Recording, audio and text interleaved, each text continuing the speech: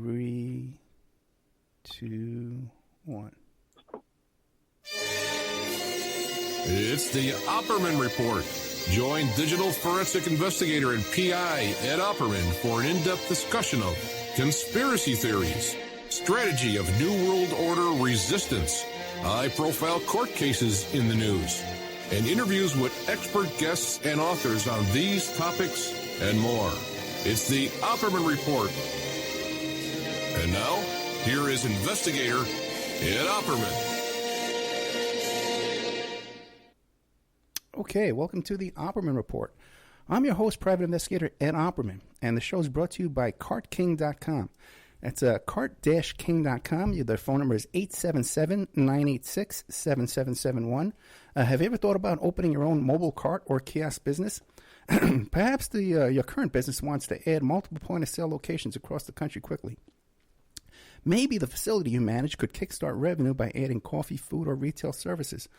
CartKing.com can be the answer to your needs. CartKing.com is a North American designer and manufacturer of the finest mobile, retail, coffee, and food kiosks that money can buy. For 20 years, CartKing.com has been working for clients and corporations across America to provide indoor carts, outdoor kiosks, fully heated, secured, or smaller indoor coffee carts and kiosks.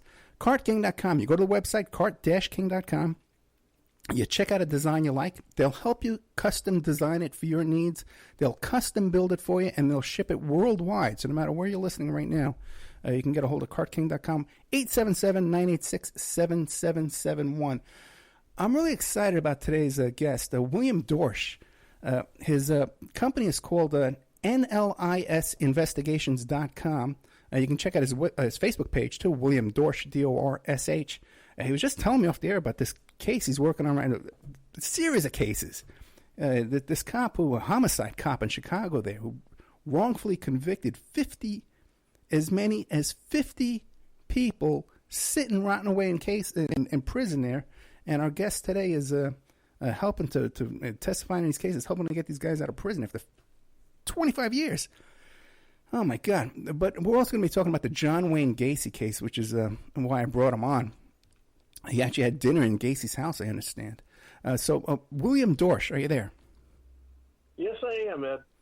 Thank you so much for coming on the show. Can you tell the audience about yourself? Who is William Dorsch? Well, I'm a retired Chicago homicide detective. I began my career with Chicago Police in 1970. As everyone else, started in uniform patrol, wound up in plainclothes tactical units, worked in gang enforcement, and spent almost 10 of my last years as a homicide detective working homicide cases and police-involved shooting. But I retired in 1994, moved to Wisconsin, where I had my dream of building my own home, and once I completed that, became totally bored and realized that sometimes your dream can become your nightmare. So I came back to Chicago and started to work again. And do you mind me asking how old you are now? Well, I'm 74 years old now. God bless you, man. I've been doing this for quite a while. I retired as soon as I turned 50 years of age, and I've been working as a private investigator, like I said, almost exclusively on homicide cases, both solved and unsolved, for defense and for families. And you were telling me off there about what is it, Joaquin Rivera? No, it's Reynaldo Rivera.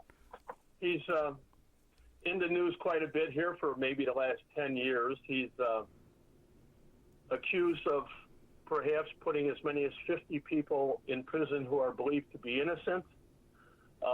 I've been instrumental in helping Northwestern University, law school, and various other attorneys who have taken on their clients who have been rotting away in prison. And I have testified 9 times already, both in state, county, and federal courts, about things that happened that when I was a Chicago policeman that identified Guevara as a bad cop. Now, when you were working with Guevara, you suspected that this guy was putting away people innocently? Yeah, well, it goes like this. I was a homicide detective, and he was in gang crimes. All right. He was in gang crimes. Okay.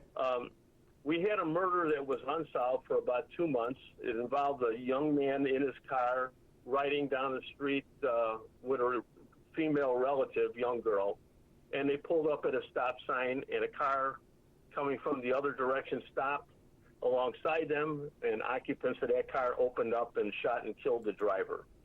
And the only helpful information that we were able to obtain from the young girl was that the offenders were in a large white car. And that case remained unsolved for, I'd say, over 2 months. And then suddenly, Reynaldo Guevara walks into the Area 5 detective office with 2 young boys, about 15 years old, and a older person who remained in the lobby. And he told our bosses that he had found these 2 youths on the street, talked to them about things in the neighborhood, and they told them that they had seen this homicide 2 months prior at 3 o'clock in the morning, and they wrote down the license plate number of the offender's car, and for 2 months they never approached the police or gave any helpful information. And now suddenly with Guevara, he stops them on this night, and they still have the piece of paper with the license plate number in their pocket. All right, so that alone, if you were to ask me about 2 young kids in Humboldt Park being out at 3 o'clock in the morning, I would have said nothing about that. But the fact that these kids supposedly had paper and pen at the time of the shooting, and 2 months later still had that piece of paper, I question that.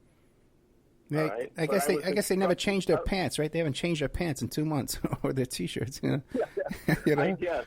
I was instructed by my bosses to assist Detective Guevara, which I did by running the license plate number that he gave me, and it came back to a large white car. So it was good enough to run that car and get the registered owner, who turned out to be a young man who lived in the area of the shooting, and saw that he did have 1 arrest, and it was for a gun. So it was logical that we would pursue more information about him. So I kept the 2 young boys in my office and asked Guevara to go down to headquarters to pick up a photo of the person who owned that car and the arrest report for the gun. And when he returned, I brought everybody into a room, and can you hear me, Ed? Yeah, I hear you fine. Yeah. No, I hear you good. Okay. What I did was set up a photo array so that the 2 young boys could view a photo array, and if they saw the person there that was involved in the shooting, they would pick them out. Well, I called up the 1 young boy, and Guevara walked up to the table with him, and the kid wasn't picking out anybody. But I had instructed the kid, I says, just because you're looking at photos doesn't mean we have the offender here. If he's not here, I don't want you to pick anybody out. Tell me the truth. If he's here, pick him out. If he's not here, he's not here. Well, anyway, a couple minutes went by, and I wasn't pressing the kid, and suddenly Guevara reached out, put his finger right on the photo, and said, "That's him." And the kid said, "Yeah, that's him.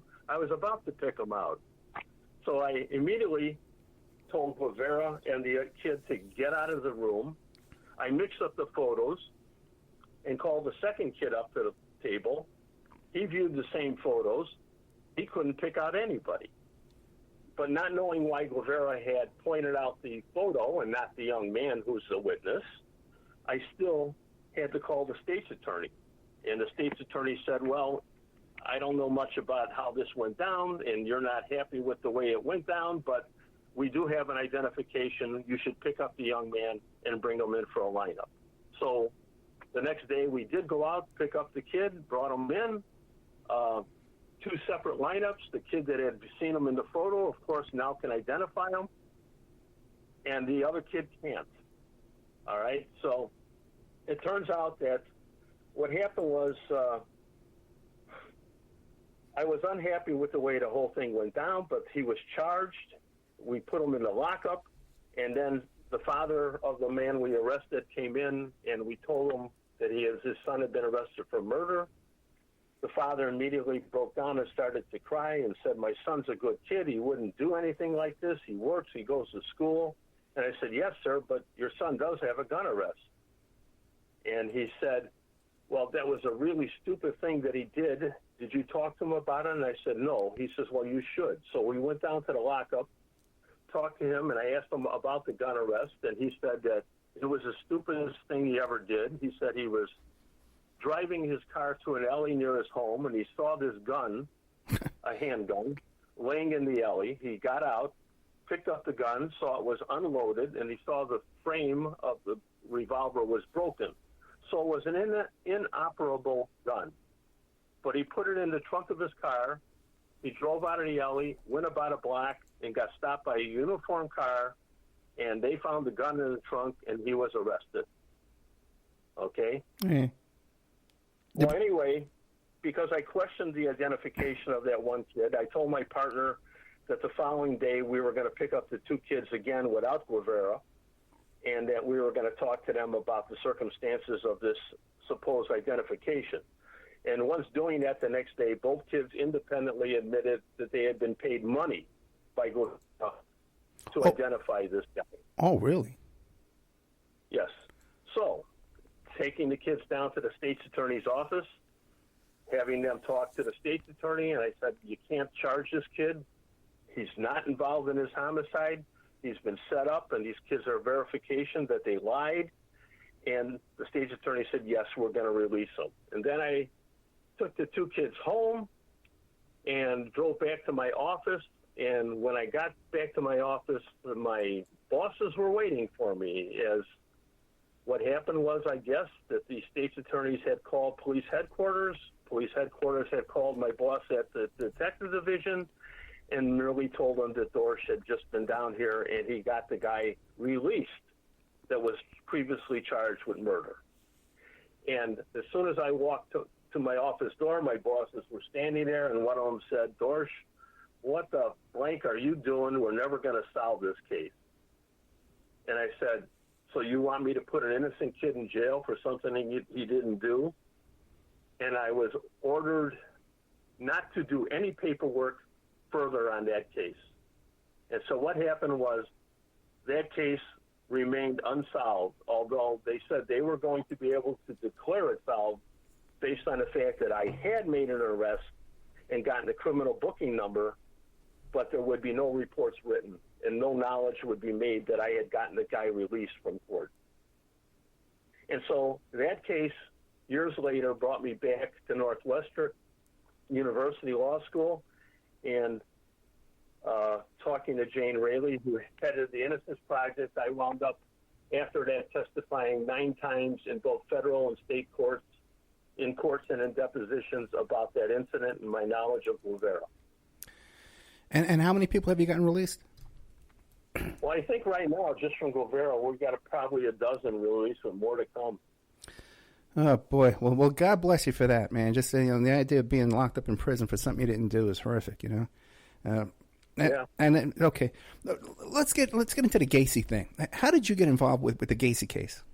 John Wayne Gacey. Well, it's sort of like this.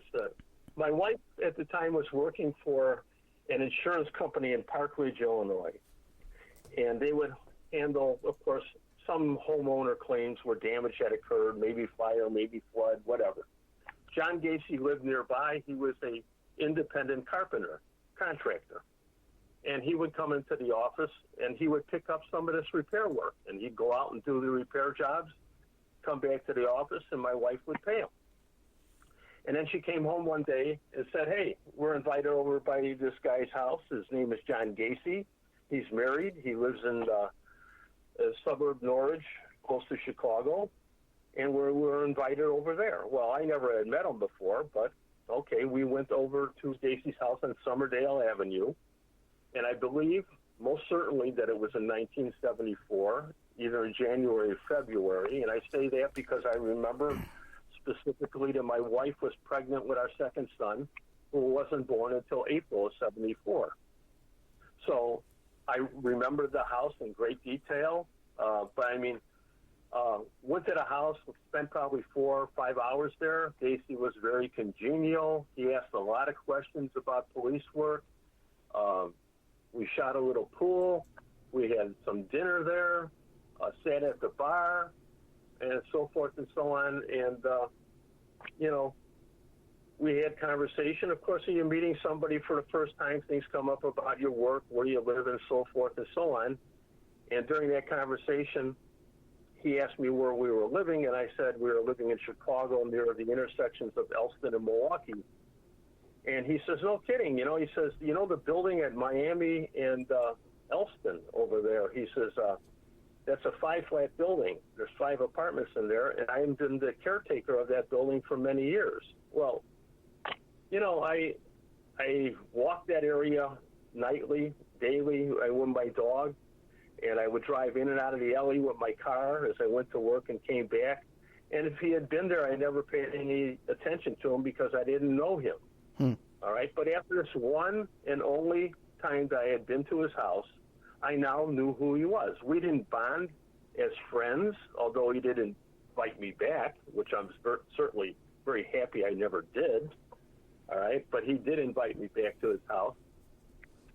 And, of course, like I said, now I knew him on sight. So occasionally when I would be walking my dog and to go out of the alley and past the building where he was the caretaker, I would see him out there, and sometimes he would be with kids, young boys.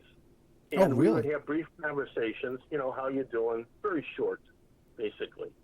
And it would just go like that.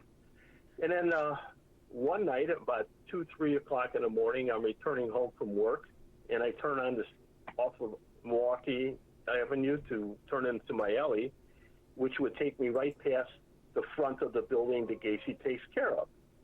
And lo and behold, who steps out from between a couple of parked vehicles into the street is John Gacey. I recognize him immediately. I stop my car. First, I know he doesn't live there. He lives in Norridge, but he is a caretaker. So I rolled down my window. He recognized me, walked over the car, and I said, John, it's 2 o'clock in the morning. What are you doing here? And he had a shovel in his hand. All right? It wasn't a snow shovel. It was a long spaded shovel. All right? And he sort of giggled and said, well, Bill, not enough hours in a day. You got to get it done when you can. And so, I just said, okay, John, have a good night, and went home and thought nothing more about it. And then I would say, well, in 1978, lo and behold, as it happens to people, every now and then you might be watching the news or read the newspaper, you pick it up and you recognize somebody in the news. And my wife called me at work and said, hey, look at the news. John Gacey's been arrested. He's been arrested for murder. All right? And then taking interest in that and following the news over the next several days where they're pulling up bodies daily from underneath his house on Summerdale, I said, you know what? Maybe that innocent meeting with him at 2 or 3 o'clock in the morning where I saw him with the shovel, maybe there was something more to that. So I contacted not my detective office. I was a patrolman at the time because I knew it was the Cook County State's Attorney's Office that was handling the case because it wasn't in Chicago. I gave them the information about that encounter with him with the shovel, and I said to them, you better go over there and talk to some of those people in that building because I'm sure that they have some information that might be helpful. It may be nothing, but you should look. I mean, they're pulling up bodies every day. And so I left it at that. And then over time, I learned that actually the police department, the Cook County Sheriff's Department, never talked to anybody at that building. All right? So I talked about my relationship to that one night where I went to Gacey. Everybody that I worked with, my partners knew about it, other team members knew about it. But of course, why wouldn't you talk about that? This is somebody who's in the news. It's despicable what he did. But I mean, I had dinner at this guy's house. Right. Certainly I'm going to tell people. All right. So I went, and my bosses all knew about it. It went all the way downtown. They all knew about my saying about Gacey eating there and about my suspicions about that one encounter where he had the shovel.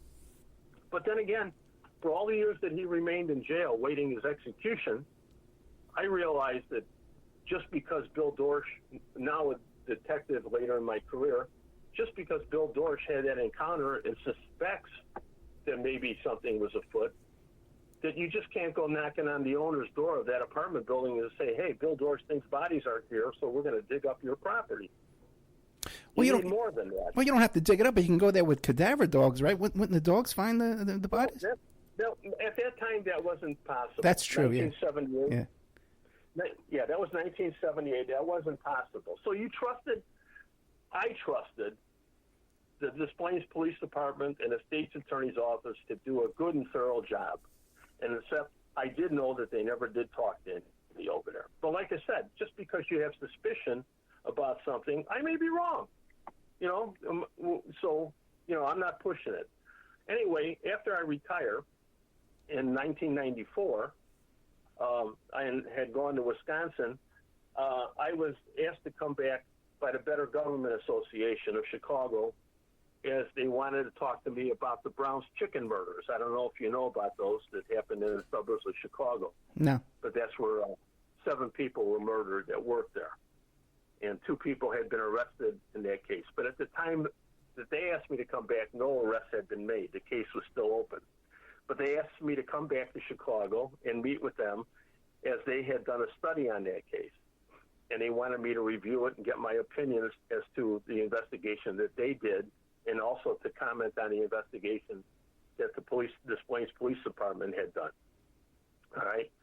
So in meeting with them, we took a break and decided to go across the street for lunch, and I'm sitting down at a table with them and having a friendly lunch. And, of course, because I'm the policeman there, they're asking me questions about my job. And one of the questions that came up, and it's a frequent question when you meet people, is, as a detective, what kind of cases bothered you the most? And I said, well, that's easy. It's the cases that you can't solve, especially the cases where you think that you may know that something was wrong, or you may know who the offender is, but you can't prove it. And I gave them examples of several cases that I had worked on that upset me because I couldn't get close enough to get enough evidence to make the arrest. And I also brought up this encounter with John Gacey. Anyway, just ended our day and meeting about the Brown's chicken, and then a couple days later I got called by the Better Government Association, and their investigator said, Bill, we're really interested in that Gacey story you told us, and if there's any way we can be of help, we'd like to be involved. And I said, yeah, okay, real good. Well, I was now back in Chicago and got offered a job by my old homicide boss, Jim Froon. And he had retired, and he had opened up a private investigations company. And when he learned that I was back, he asked me to join his team and to take on any criminal investigations that his company had. Well, anyway, now I told Jim Froon about this meeting I had with the Better Government Association and their interest in my having met Gacey, especially at 3 o'clock in the morning, and my suspicions about bodies buried at this other location. And Jim said, well, Bill, you've been talking about this thing for over 20 years. Gacey's now dead, but why don't you put some time into it and see what you can do? So I started looking around for ways to search that property without a shovel, and I came across the radar scans. Okay. And there was a guy named Ronald Barca who was out east, who was very familiar, had a company called U.S. Radar, and he had been very successful and traveled not only the United States, but England and in Europe, and had been using it for commercial practices, but also had been using it to locate buried remains. Okay, so I contacted him. He explained the process to me. I told my boss, Jim Froon, about it, and he says, boy, we'd like to meet this guy. And so we had him come down to Chicago. We got together, and he explained and demonstrated the process with the machine. And he said he would be willing to help us. And Jim Froon said, let's go with it. So we set it up where maybe a month later we went to the property, and without the permission of the landlord, luckily it was a corner building and it had no fencing in the front. We just set up the machinery and set about going across the parking lot and the front lawn and did the whole 9 yards without anybody ever coming out and challenging us. All right? And so then Ronald Barca took the information from the scanner and determined that there were numerous sources on the property that should be investigated. He says, certainly you can't say positively that there was a body there without digging, but there are indications similar to other remains and bodies he had found buried that suggested that these locations should be dug. So my boss, Jim Froome, says, Bill, we're going to move on this. You've been talking about it for so long. He went down and he talked to the Chicago Police Department, and the bosses there, who we were all familiar with, and they too said, well, Dorsch has talked about this for a long time. We're willing to help in any way possible.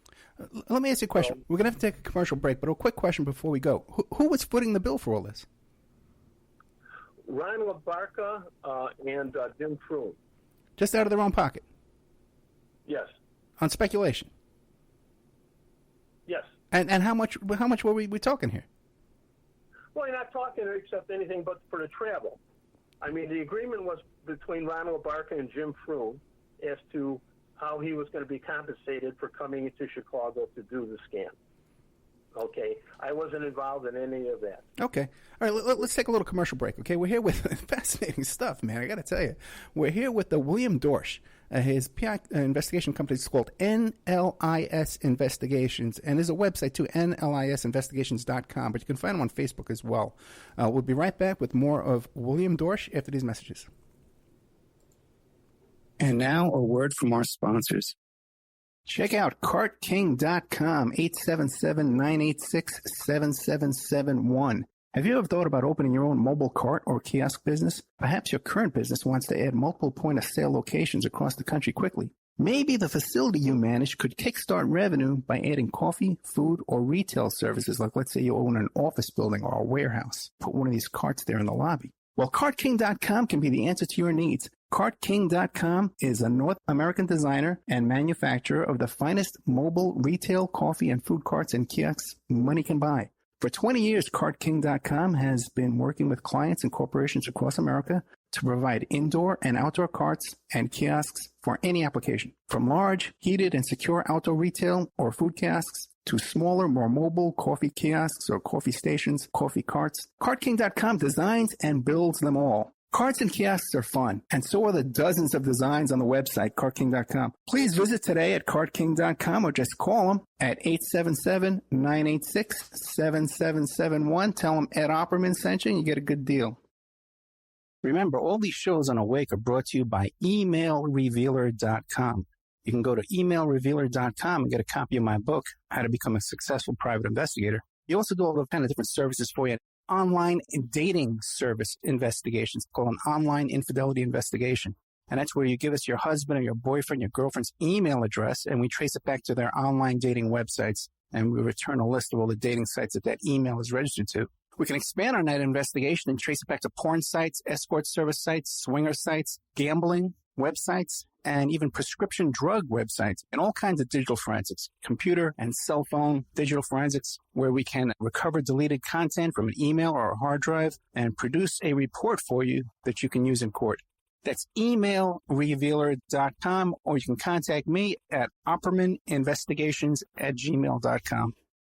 The Opperman Report is brought to you by SubhashTechnosis.com. Subash Technosis is a search engine optimization and website design company. They're located in India, so you know you're going to save a lot of money and get top quality service. They offer all sorts of business process outsourcing, data entry, banking BPO services, recruitment process outsourcing, software testing, offshoring, research network, customer care, press release, content writing and distribution, and much, much more. Now, you can get a hold of Subash Technosis by email at info@subhashtechnosis.com. Their website is www.subhashtechnosis.com, and their Skype is ANUSHASUBASH.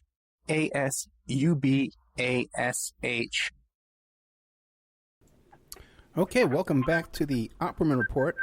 I'm your host, Private Investigator Ed Opperman. We have Private Investigator William Dorsch on the line with us here. We're telling us a story about the John Wayne Gacey case and how he located another building where he ran into Gacey with a shovel We found another guy who was an expert in ground penetrating radar. They went down there, and they found some anomalies under the ground. Is that where we left off?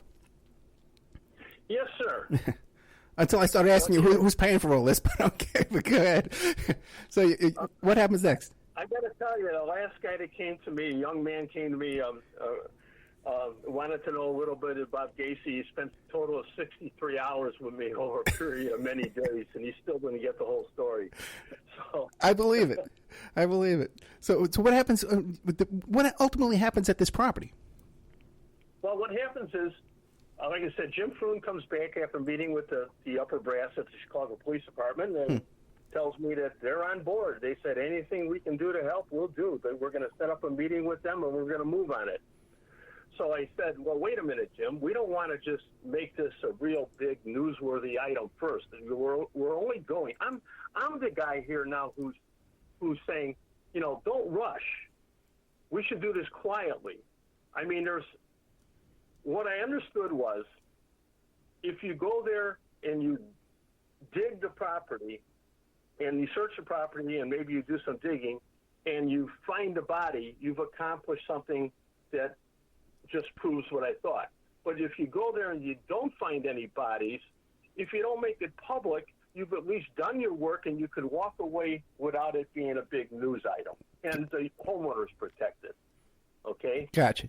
So I told him, let's do this quietly. And anyway, it didn't work that way. So he had a meeting set up with the Chicago police, very people I had worked with, detectives, sergeants, and so forth, and even state's attorneys. And they came down. I had prepared an introductory memo for them on my contacts with Gacey and my suspicions, and told them who had lived in the building and who they should talk to and what these people had now said about Gacey when he was working there. And I was assured after the first meeting that everything was going to go good. Everybody's on board. And then about a week later, we have a second meeting, and everything changed. Where the detectives who I had worked with, gone to dinner with, and everything else are just a couple of guys that I knew well. They were just standing there. The sergeant went into the room with Jim Froon and the state's attorney, and I'm left there with two detectives that I had worked with, and I said, hey, what's going on? What's all this about? And they said, Bill, we don't have any idea. We were just told not to talk to you. Okay. So whoa, now I know something's really wrong. Well, I go up to the second meeting, and we have this state attorney, female, who I had done trials with, Demacopoulos, and she's was sent there by the state's attorney's office to talk to me. And right away, she starts challenging me about my information. And I said, hey, I've been talking about it for 20 years. If you don't want to do it, don't do it. I said, I know it's only my suspicion, but this is what it is. We should talk to the people in the building as I have, and I had presented them with information. And they walked out and left, and I went back downstairs, and I talked to Jim Froon, my boss, and Rocky Rinaldi, who was a sergeant working for Froon, who had also worked with me. And I said, what the heck is going on? And they said, Bill, you don't understand. He says, they're scared. I said, what are they scared about? This is our job. I wouldn't be the first detective that ever dug a hole and found nothing. It's your job. And they said, Bill, they don't want any bodies. There were no bodies found in the city of Chicago. They were all found in unincorporated Norridge, and they don't want any of Gacey's bodies. So I said, what do you tell me? They're not going to do this? And he said, no, they're going to have to do it because the Better Government Association is involved. Because they were working and wanted to know everything was going on, and they were upfront with the city of Chicago about it. Well, anyway, as time was going on, I was getting some feedback from other detectives that I had worked with when I was there, and they were telling me, Billy, they're not going to do it. They're going to fake it. They're going to pretend to do it. Really? I says, no, they can't do that. I says, but the thing had become public, and it wasn't through me that the building was identified before the search. In 1998 is when the first supposed dig at that site went on. And what was done was Ronald Barca from U.S. Radar, who had done the first search for us, was brought back by the city of Chicago and he was told that he could search the property, but only certain areas of the property. And he argued and said, no, we have the other areas too, because I have indications that something might be there. And they told him, no, you're going to do it our way or not at all. Well, anyway, he did the search with his machinery. And when he was done, he was hurriedly taken off and put into a car and driven back to the airport. All right? And there were thousands of people lining the streets over there. I didn't go to the search that day, Ed. I didn't go. And I didn't go because I was told by Jim Froon that I was going to be arrested if I went there. All right? So, anyway, they did their search. I'm sorry for that fax machine. That's okay. They did their search. I wasn't there, but after the end of the day, the boss on the scene came up and told everybody, told the reporters, we've done a thorough search in the investigation. This scene is closed forever. There are no bodies here, and everybody walked away. Wait, now I'm a little confused. Okay. Is this the same search that you did with your guy, or this was a separate search? No, this is the same guy, but a second search. Okay, gotcha. Okay, the first one was without the police department. Okay. First time was without the police department. The second time they brought Ron LaBarca back. Okay? So anyway, now it became news that the search had been done and there were no bodies there. Case closed. Well, Ron LaBarca sent me a letter weeks later, and I still have that letter, and I have many copies of it. And in the letter, he says, Billy, he says, this thing was wrong from the get-go. They wouldn't let me search certain areas. I protested. And he says, in the letter it said, he found enough anomalies consistent with bodies found by him in other locations on other work sites that he had done that suggested that bodies may be buried there. And he said there was enough evidence there that should have sent a detective running to a hardware store for a shovel. He says, but they didn't want to find anybody. Okay, now, has there been any searches since that time? Well, it remained dormant after that. I felt somewhat betrayed by Jim Froon because he was the one that brought it to the police department and was pursuing it with me, and then suddenly stepped aside and after he was told, I guess, they didn't want to do it. Okay? So I left Jim Froon, and I went back to Wisconsin pretty much, I guess, to bury my head and pull myself together, feeling that knowingly that I had been betrayed, and not knowing why they had, gone to the lengths they did to not find any body. I mean, I like I said, I couldn't understand it. If you're the police department, your job is to get to the truth. And if it means you have to dig up a little bit of property and you find the bodies, you've done your job. And nobody can criticize you. You've done it. Even if it's years after the fact that Gacey got arrested, you've acted on it. You couldn't do it before just because Bill Dorsch thought there were bodies there. But now you've got the radar scan. Well, let me ask you this. Have you ever contacted the owners of the property and just said, hey, can we go there and search? Oh, yeah. Okay. And what do they say? No. No. They're not involved. They don't want to do anything. Okay. They don't want their property dug up. I told them I would buy them a new lawn, put in new fences. Really? Nobody wants to go there. Anyway, it wasn't until years later that I came back that we had a second search done, but it was after things evolved again, big time in the news about that site. And it started with a young man by the name of Chris Maloney who came to me wanting to know about Gacey, and he wound up writing about an 83-page report that wound up in the New York newspapers. All right. And after that, I had all kinds of people from the media coming to me wanting to do interviews. And, Larry Potash from WGN, I let everybody in on information. I showed them the information. I let them see and view the video and audio tapes of witnesses who had lived in the building who talked about the things that Gacey had done at that site.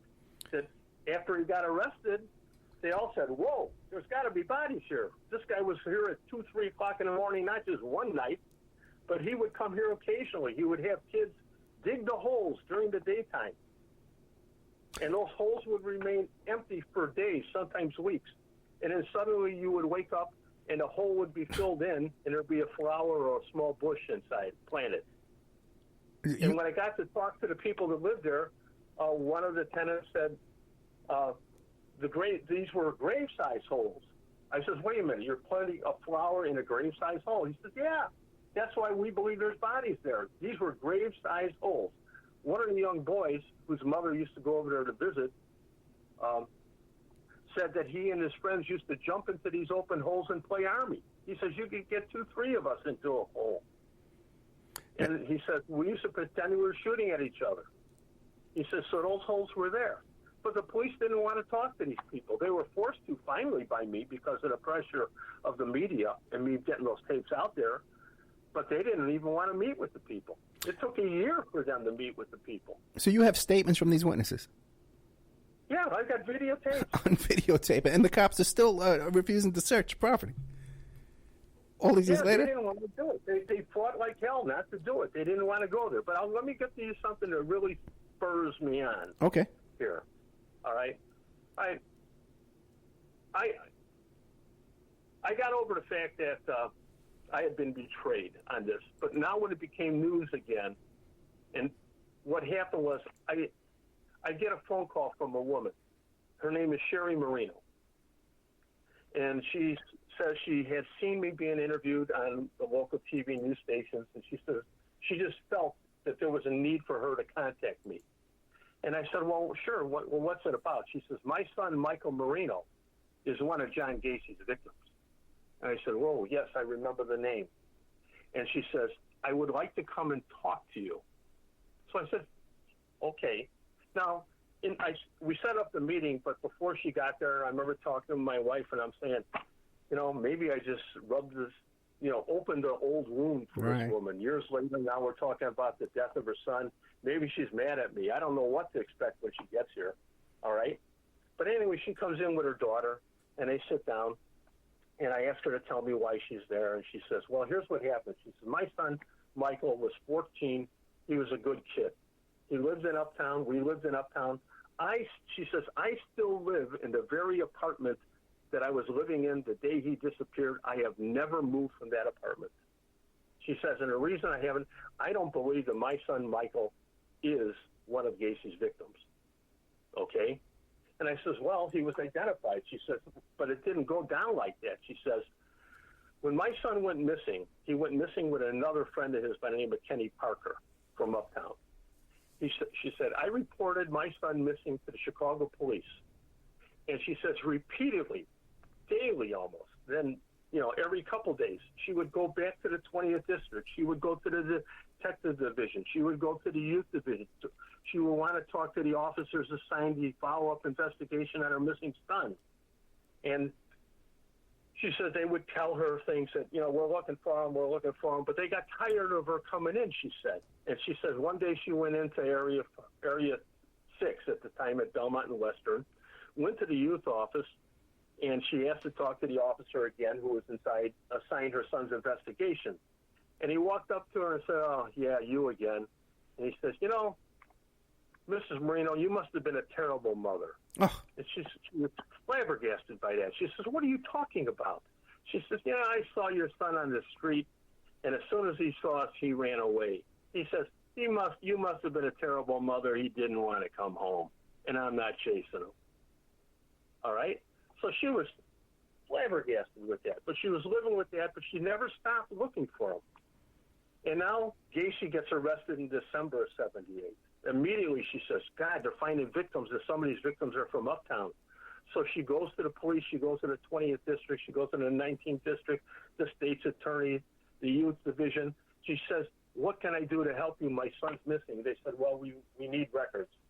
She says, well, all I have is some dental records from him. And she submits that to him. She submits the dental records. All right? And she's never contacted about it. Nobody ever tells her we've checked the records or we didn't check the records. She assumes they're checking the records, and because they're not notifying her that her son isn't among the bodies that are found. And then she contacts the police when Gacey's going to trial, and they tell her, don't come down here, Mrs. Marino. You don't need to go to a trial. Your son's not a victim. We don't know where he is, but he's not among the bodies that are found. All right? So she doesn't go to the trial. And then about 2 months after the trial, she's at home, and there's a knock at her door, and she goes to the door, and it's two plainclothes detectives.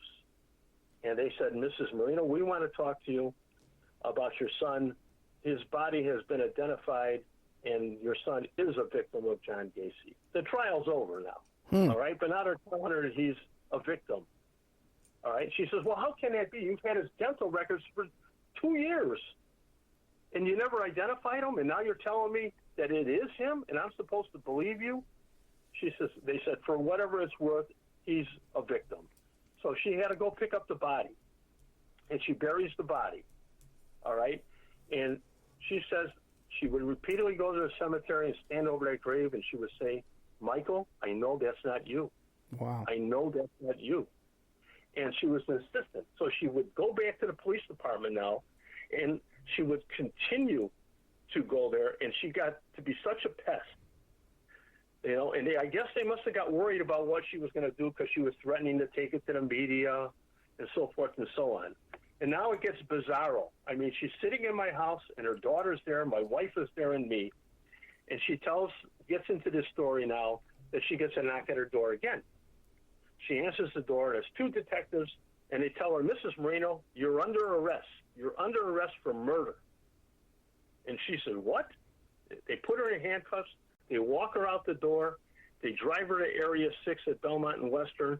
They take her into an interview room, and she remains in the interview room for at least 2 days and a night, all right, being told that she was responsible for a shotgun murder.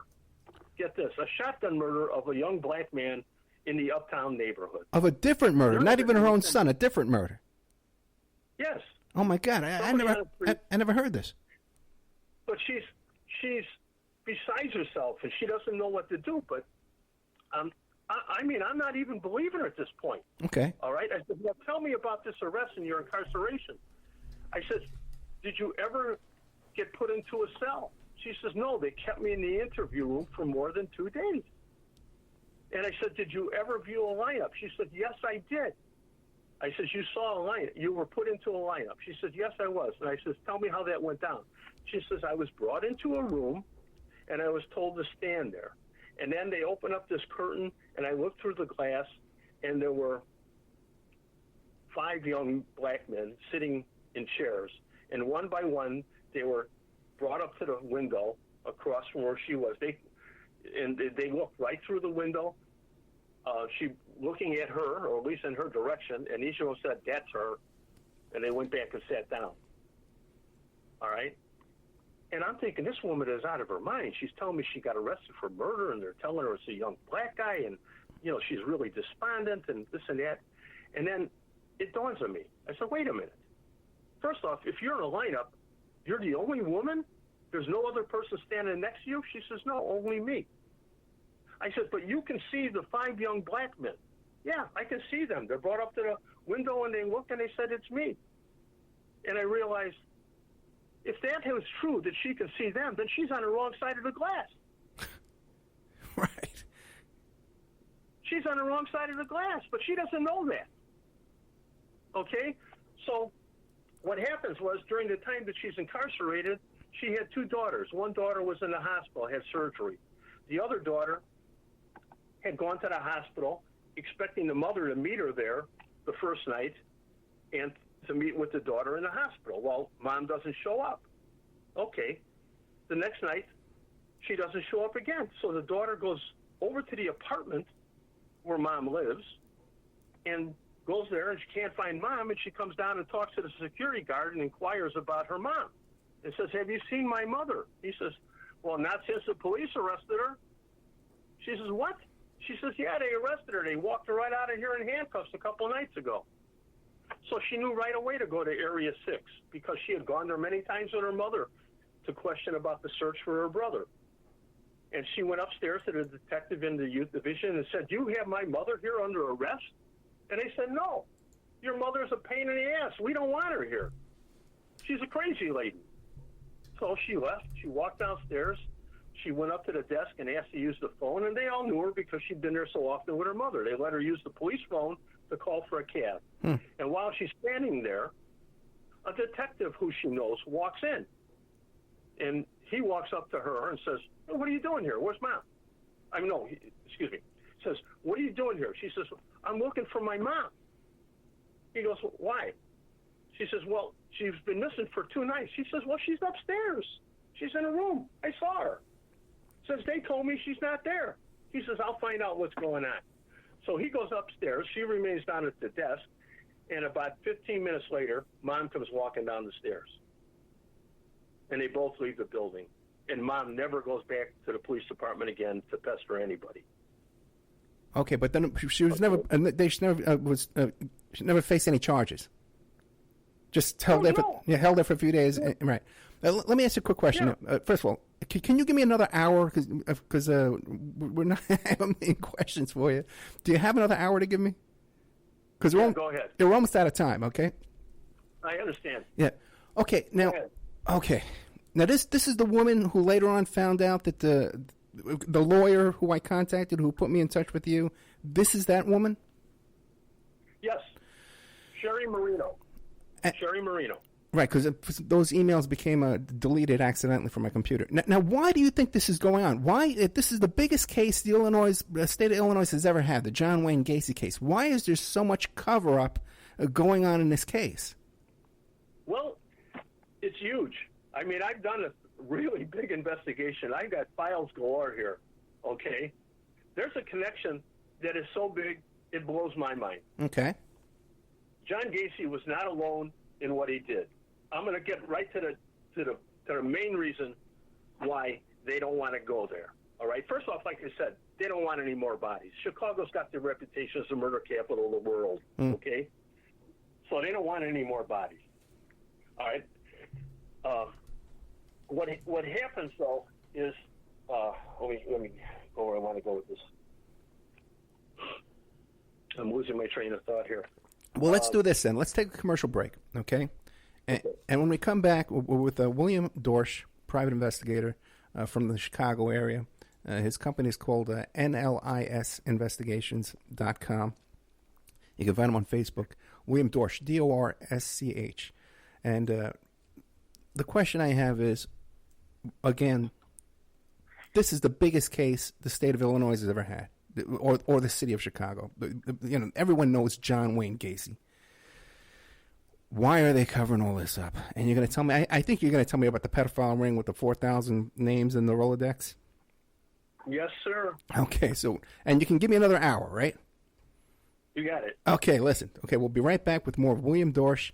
This is, again, a historic case, one of the most fascinating cases you can have, and William Dorsch is right in the middle of this whole thing, pretty much fighting windmills. Because nobody wants to let him crack this case. We'll be right back with more William Dorsch after these messages. And now a word from our sponsors. Check out CartKing.com, 877-986-7771. Have you ever thought about opening your own mobile cart or kiosk business? Perhaps your current business wants to add multiple point-of-sale locations across the country quickly. Maybe the facility you manage could kickstart revenue by adding coffee, food, or retail services, like let's say you own an office building or a warehouse. Put one of these carts there in the lobby. Well, CartKing.com can be the answer to your needs. CartKing.com is a North American designer and manufacturer of the finest mobile retail coffee and food carts and kiosks money can buy. For 20 years, CartKing.com has been working with clients and corporations across America to provide indoor and outdoor carts and kiosks for any application. From large, heated, and secure outdoor retail or food kiosks to smaller, more mobile coffee kiosks or coffee stations, coffee carts, CartKing.com designs and builds them all. Carts and kiosks are fun, and so are the dozens of designs on the website, CartKing.com. Please visit today at CartKing.com or just call them at 877-986-7771. Tell them Ed Opperman sent you and you get a good deal. Remember, all these shows on Awake are brought to you by emailrevealer.com. You can go to emailrevealer.com and get a copy of my book, How to Become a Successful Private Investigator. You also do all the kind of different services for you. online dating service investigations called an online infidelity investigation. And that's where you give us your husband or your boyfriend, your girlfriend's email address, and we trace it back to their online dating websites, and we return a list of all the dating sites that email is registered to. We can expand on that investigation and trace it back to porn sites, escort service sites, swinger sites, gambling websites, and even prescription drug websites, and all kinds of digital forensics, computer and cell phone digital forensics, where we can recover deleted content from an email or a hard drive and produce a report for you that you can use in court. That's emailrevealer.com, or you can contact me at oppermaninvestigations@gmail.com. The Opperman Report is brought to you by SubhashTechnosis.com. Subash Technosis is a search engine optimization and website design company. They're located in India, so you know you're going to save a lot of money and get top quality service.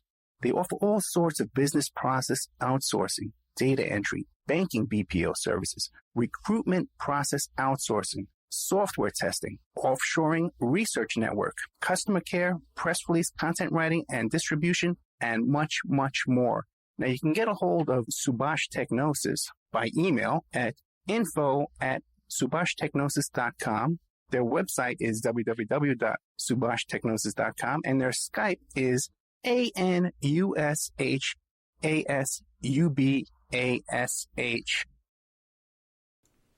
Okay, welcome back to the Opperman Report. I'm your host, Private Investigator Ed Opperman.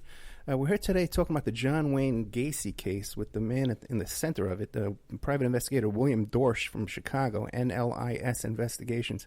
Before we get back to our guest, I just want to remind the audience, if you like today's show, be sure and check out our members section at OppermanReport.com. We have a lot of extra content there, a lot of extra shows, exclusive just to our special members section. You sign up, become a member, and you have access to all those exclusive shows and documents and videos and things we have in our members section at OppermanReport.com. So, Mr. Dorsch, you were telling us about, I was asking you, well, how come this is being so covered up? And you believe it's the connection to this pedophile ring? Well, yes, and more. Okay. More. There's some local connection here. It's a big-time local connection. Okay. Like I said, the police didn't want any more bodies. John Gacey was successful and prosecuted for the death of 33 young boys and men. Okay. You can't, imagine, as you're a man, I'm a man, you don't win every fight, okay? You got to have some way to control people, or you got to have some help, all right? So at the time that Gacey got arrested by the Des Plaines Police Department, and I say, thankfully, for Joe Kozensak, now deceased, he was the lieutenant in charge of the detective division in Des Plaines, who upon learning that the Peace Boy had been missing, reported missing by his parents, took on the investigation and started following Gacey around, and he put together, with his people, that case that wound up finding bodies under the house and others that were thrown into the river. Thank God for Joe Kozensak, okay? Because these bodies he would have gone on for a long time, all right? Well, I met with Joe Kozensak, all right? I met with him after Chicago, and maybe it was the dig we talked about was in '98. I returned in 2003, and I got involved in the Gacey thing bothered me, so I reached out for Joe, and he met with me, and we talked about the case. And one of the things he told me, and I asked him, did Gacey have help? He says, oh, yes, he did.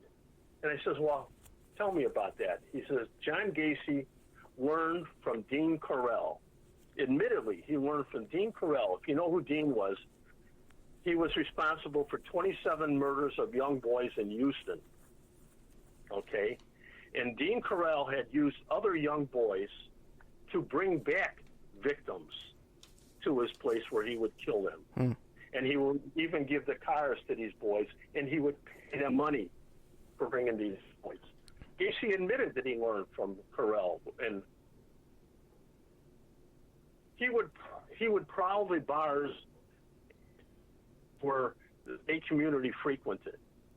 Okay?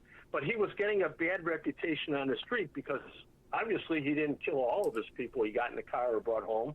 I mean, Jeff Rignall was a good example of that, the guy that Gacey dumped after torturing him in his home, sexually torturing him. and then he dumped. He didn't kill everybody, but he was getting a bad reputation. So Gacey, acting on what Carell did, he had two young men living with him. One was named Michael Rossi, and the other one was David Cram. Both were about 19 years old at the time that they were living with Gacey, working with Gacey, and so forth. Okay? Gacey was being followed. The police were talking to Cram and Rossi, and they had suspicions about their involvement.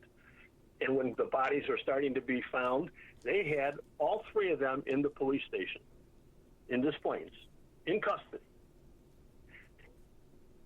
Kosinsak said that he was sitting there at a desk or table with Terry Sullivan, who was a state's attorney assigned to the case, and they were working that case when suddenly a woman comes into the office and inquires of them, "Do you have my son, Michael Rossi, here in custody?" And they said, "Yes, ma'am, we do. He's under arrest." And she says, "If you do not release him, you will not have a job tomorrow." And they said, "What? What are you talking about, lady?" And she says, "He is the grandson of Vito Marzullo." Vito Marzullo was the second most powerful politician in the city of Chicago at that time. Okay. So Kosinsak said, we wound up using him as a witness to what Gacey was doing, but we didn't charge them. But they had to let not only Rossi, they didn't just let Rossi go, they had to let Cram go too, even though he didn't have the clout that Rossi did. But if you didn't let Cram go, he could blow the whole thing. Gotcha. Now, are these two guys alive today, Cram and Rossi? Cram committed suicide years later. Rossi has been involved in other encounters with the police. He did time in federal penitentiary. He's connected to the Chicago outfit, or mafia as we used to call it. All right? His family and that. He went to prison, federal prison, for being involved in the outfit hits on owners of movie theaters and projections union. They were starting fires around the country in movie theaters and beating up operators of the projections. And we went to jail. But he's out. He's been out all this time, but he won't talk to anybody. Let me ask you one more question, too. Now, Gacey had a wife living in the house there, right? No, he didn't know. Yeah, he did. He was married a second time. But when I went there in 1974, he was already married to a second wife, Carol. And she was present during the entire time that I was there with my wife and one son. Like I said, my wife was pregnant with the second. But I met her only that night. She was very nice, polite. We had, Gacey, turns out he's a serial killer. He's congenial, Yeah. I mean, my God, I had no suspicions. As a matter of fact, a couple months after that one meeting with him, my wife, we needed some repair work in the bathroom. Some glass block windows had been broken. And the owner said, if you know anybody who can fix it, have them come over and fix it, and I'll pay them. Well, my wife asked John to come over, and Gacey came over with a young boy, about 18, 19 years old, and he told him what work to do, and he actually left the boy there to do the work, and he left. And before he got out of the building, he picked up a painting job on the first floor. Okay? So anyway, he was making money. He was good at what he did, and he was using all these young boys. And so he was there for that. But he was successful. Yeah. Nobody had a suspicion about him at all. Hey, what about this now? When you're having dinner with him, right, he finds out you're a cop. You know how people start saying, hey, do you know so-and-so? Do you know so-and-so? Did he know a lot of cops? No, not really. Not that he didn't mention. I know later on he talked about a detective he knew, but he didn't bring up, I don't think, any names. He wanted to know about me and the type of work I did, and it just so happened that just a couple of months prior, I was on the front page of the newspapers for making a bank robbery arrest by myself with two armed offenders. And that's what I guess one of the things that spurred him on to inviting us over to the house. Because he showed me the gun, he showed me handcuffs. but I don't, it's his house. I'm not it was just a thing. Wasn't bothered by it. Hey, what about this? Did you smell anything funny? No, but this is 74. Yeah. Okay? So he says he started in 74, and he says his first victim was a young man he brought home that he wound up stabbing to death. I mean, could there have been bodies in the house at the time I was there? I don't know. I knew what dead bodies, decaying bodies could smell like, but I didn't smell it. I had dinner there. We shot pool, had a few drinks at the bar, and I left. I remember distinctly parts about the house. I remember it was like a sunken living room. I remember a bar, pool table. I remember that he had a picture of like a Spanish conquistador, with the helmeted guy with the sword, and he had a Italian type of felt painting with some electric lights. It was a painting, but when you plug it in, there were like street lights that lit up in the painting. It was a thing at the time. All right. So I remember those things about the house. I remember the circular driveway, but I never went back there. Okay. But what happens now is, okay, let me go back from, I believe that Vito Marzullo connection to Michael Rossi is huge here. Okay. Yeah. But what spurred me on to wanting to investigate more was when I said to my wife, the story that Sherry Marino, how she was handled by the Chicago Police Department, I mean, there's got to be more here. But anyway, what I had done with Sherry is the day she was at my house, I said, how can I help you? She says, I'm not.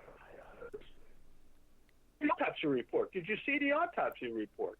She says, no, I was told I can't see it. And she accepted that. She said she talked to the coroner at the time and asked if she could see it, and was told no. And she accepted that. She didn't know that she had a right to see it. Okay. And so I said, here's what we're going to do. I says, you meet me down at the morgue tomorrow, and we're going to go in there, and I'm going to talk to Nancy Jones, who heads the morgue, because I know her, and we'll make an inquiry for the autopsy. And she met me there the next day. I introduced her to the staff there, and Nancy Jones was advised why we were there. And she said, yeah, no problem. Let her fill out the forms, Bill, and we'll get back to her in about 5-6 days, and she can have the autopsy report. I said, okay, thank you, Nancy, and we left. Well, it wasn't but the next day, I get a phone call from Nancy. And she says, Bill, I want to talk to you about that. And I said, yeah, I wanted to talk to you anyway. I had other information to give you.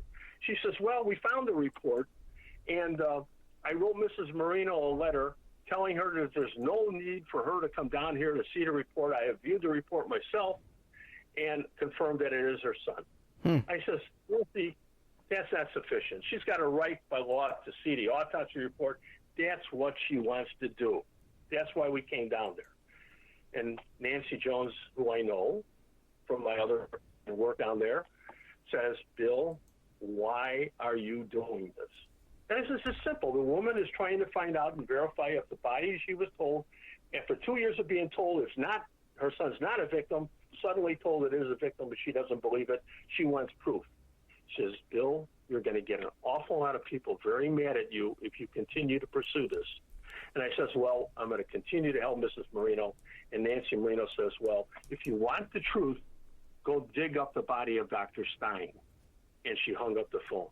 Well, Dr. Stein had been the chief coroner who headed the Gacey investigation, both was now deceased.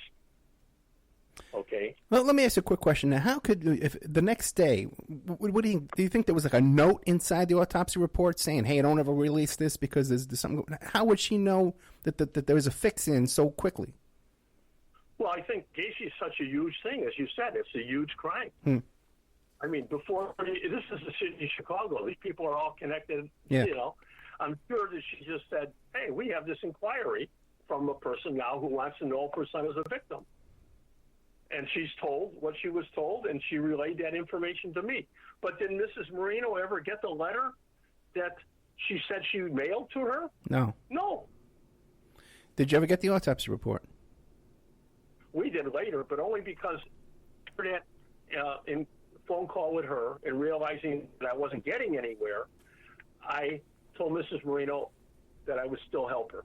So I went to the office of Steve Becker, and I said, Steve, this woman does not have any money. She can't afford legal services. But I sat down and I put out everything that I knew about Gacey and everything else, and what Mrs. Marino had told me, and said, please help this woman. And he graciously took on the case, okay? And I remained connected with him and helped him and his partner at the time as they pursued that case. And he was instrumental in getting the autopsy. I ran down the families of not only Michael Rossi, but not Michael Rossi, but Michael Marino, but I also ran down the family of Kenneth Parker, who was also said to be missed, who was identified years later on the same day as Michael Rossi. Okay. So that's how it got to Steve Becker. All right. And he took it right into the courtroom, and they fought him. And the judge said, basically, she told the city attorney, wait, how can you deny the woman the right to exhume the body of what is her own son?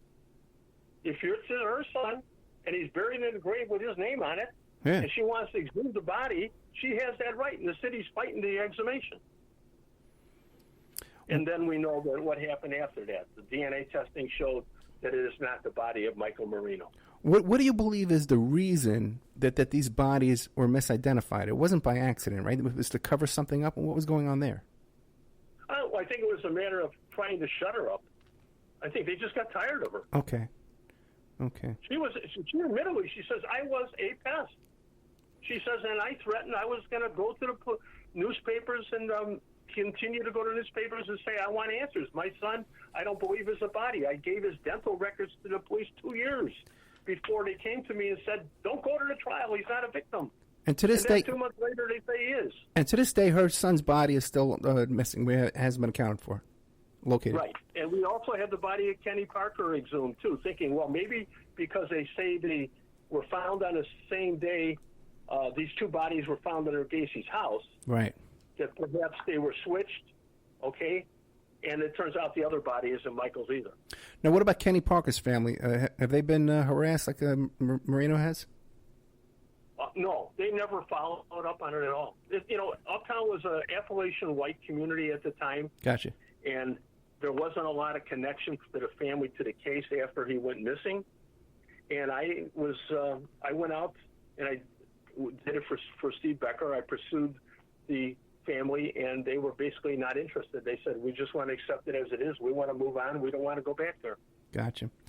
Now, what is the connection to this? It was called the Delta Project or something like that? Well, there's a whole mess here. Like I said, after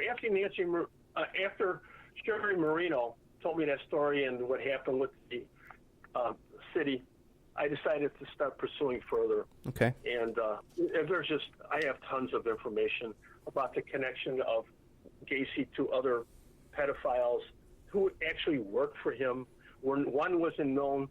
He's deceased now. His name was Philip Paskey. There was another young man that worked for Gacey who had a prior homicide arrest. And yet the city of Chicago knew that he was the sheriff's department knew that he was an employee of Gacey's, but they never went out to interview him. Wow. Okay, and yet he has a prior arrest for involvement in a homicide. And then there were people within the gay community that were literally bringing bodies to people to Chicago, young boys, to meet with Gacey. And then they would disappear. And I followed up all those things. I followed up these people. I met with them, and I did my interviews with them. Has this information you have, has this been published or broadcast anywhere previous to this? No, I was engaged with a couple people who wanted to do a documentary video on this, and I worked with them for about 2-3 years, but I just saw that they were more or less just hindering me. Right. And I'm the investigator here, and I don't want to be taking it where it shouldn't go. I got you. Yeah. And I got to the point where I said, it's either going to be done correctly or it's not going to be done by you. And so I broke from them. So I've been writing and gathering the evidence consistently as best I could. I had to take a leave from it for, like I said, about 18 months ago because of pressing matters, especially the Guevara cases. And I've gotten other people out on other cases, not only in Chicago, but in other states. So I've done a lot of work with Northwestern University Law School and other law schools, and I've just been besieged. I just came back from Europe, and I've got 10 new homicides sitting here waiting for me to get involved in.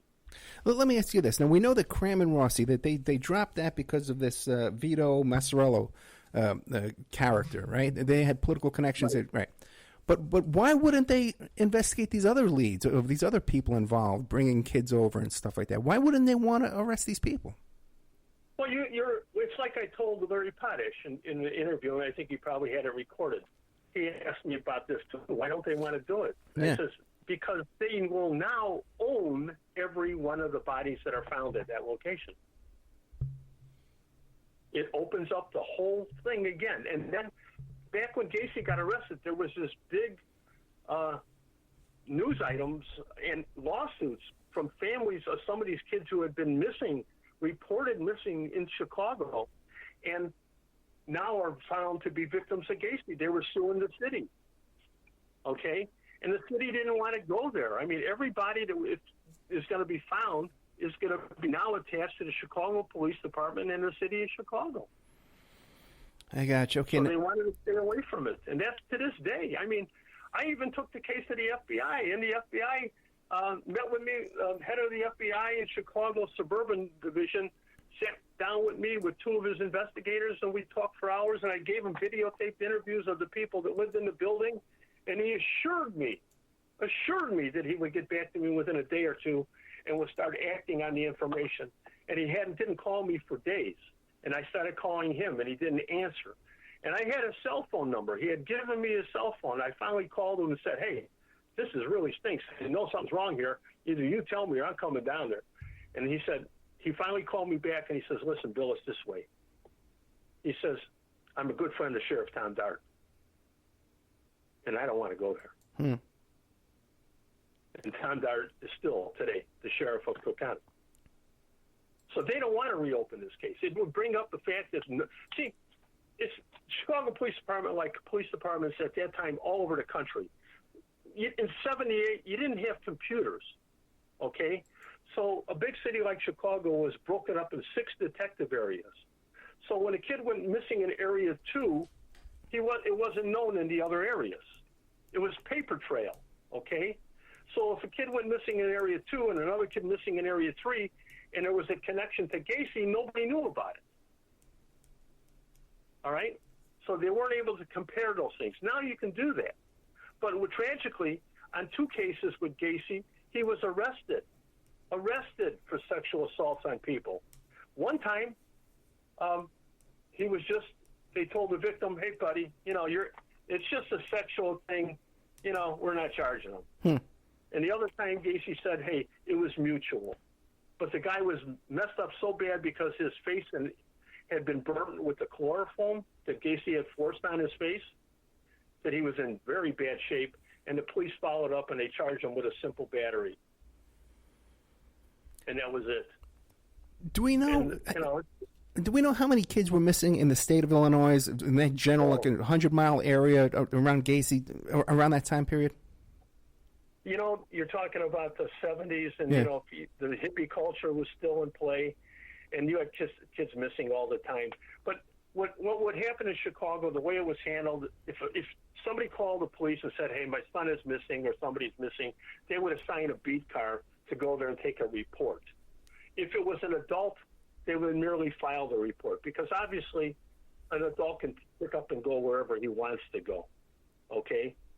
And but if it was a young child or somebody with some specific problems, you might call for the sergeant, and a search of the area would be done. But then the report would just go to the youth investigator, and it'd be, whatever he did, he did. Usually what they did is would call the family and said, have you heard from your son or daughter yet? Right. And they would say, no, we haven't. He's still missing, or yet they returned home.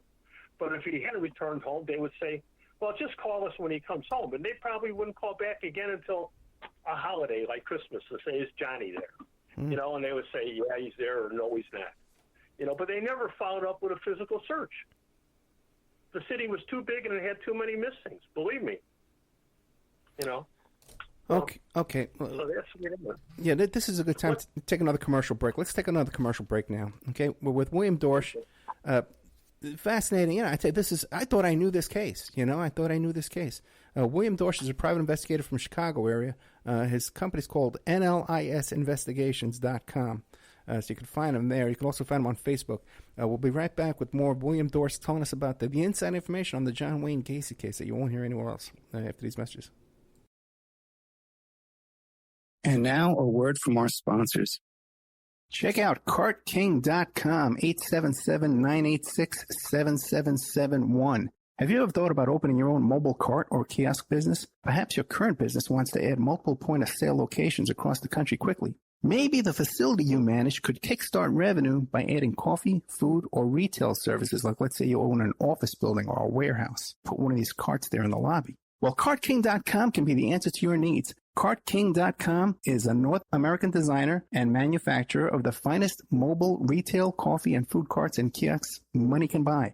For 20 years, CartKing.com has been working with clients and corporations across America to provide indoor and outdoor carts and kiosks for any application. From large, heated, and secure outdoor retail or food kiosks to smaller, more mobile coffee kiosks or coffee stations, coffee carts, CartKing.com designs and builds them all. Carts and kiosks are fun, and so are the dozens of designs on the website, CartKing.com. Please visit today at CartKing.com or just call them at 877-986-7771. Tell them Ed Opperman sent you and you get a good deal. Remember, all these shows on Awake are brought to you by emailrevealer.com. You can go to emailrevealer.com and get a copy of my book, How to Become a Successful Private Investigator. You also do all the kind of different services for you. Online dating service investigations called an online infidelity investigation. And that's where you give us your husband or your boyfriend, your girlfriend's email address, and we trace it back to their online dating websites, and we return a list of all the dating sites that that email is registered to. We can expand on that investigation and trace it back to porn sites, escort service sites, swinger sites, gambling websites, and even prescription drug websites, and all kinds of digital forensics, computer and cell phone digital forensics, where we can recover deleted content from an email or a hard drive and produce a report for you that you can use in court. That's emailrevealer.com, or you can contact me at oppermaninvestigations@gmail.com. The Opperman Report is brought to you by SubhashTechnosis.com. Subash Technosis is a search engine optimization and website design company. They're located in India, so you know you're going to save a lot of money and get top quality service. They offer all sorts of business process outsourcing, data entry, banking BPO services, recruitment process outsourcing, software testing, offshoring, research network, customer care, press release, content writing, and distribution, and much, much more. Now, you can get a hold of Subash Technosis by email at info@subashtechnosis.com. Their website is www.subashtechnosis.com, and their Skype is ANUSHASUBASH.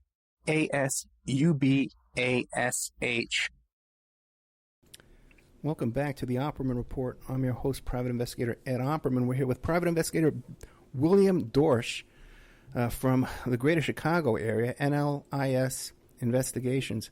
Mr. Dorsch, do you have any indication if Gacey, if others were supplying kids to Gacey, okay, do you have any indication or any evidence that Gacey was then providing these kids to others, either to be like pimping them out or using them for blackmail purposes? Anything along those lines?